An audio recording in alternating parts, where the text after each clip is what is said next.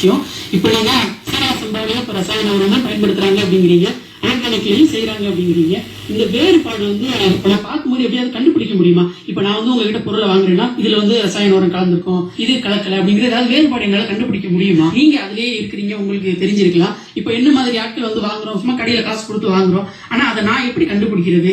இதுக்கு விவசாயிகளுக்கா இருக்கட்டும், இல்ல வாங்கக்கூடிய வாடிக்கையாளர்களா இருக்கட்டும், அவங்களுக்கு நீங்க சொல்லக்கூடிய விஷயம் என்ன, அதை கண்டுபிடிக்கிறது பத்தி? இது நல்ல ஒரு கேள்வி. என்னன்னா, இப்ப நம்ம ஆர்கானிக்னு சொல்றப்ப நம்ம அரிசியை இப்ப டைரக்டா விற்க போறது கிடையாது. இந்த அரிசியை 2025 வருடாந்திர விருதுகள் அரசியல், சமூகம், சினிமா, விளையாட்டு, இலக்கியம், OTT, இண்டிபெண்டன்ட் சாங் என்று பல துறைகளிலும் முத்திரை பதித்த சாதனையாளர்களுக்கு மகுடம் சூட்டும் கொண்டாட்டம். இந்த வருடம் ஒவ்வொரு துறையிலும் பரிந்துரை பட்டியலில் இடம்பெற போவது யார்?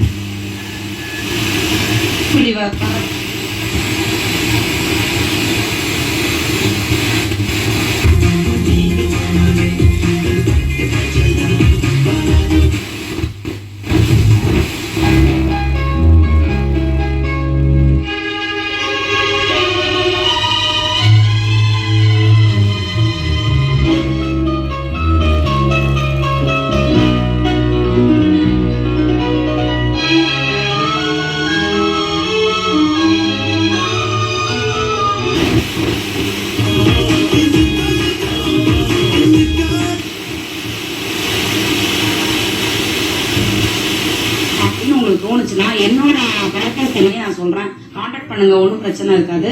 9629093863 ஸ்ரீ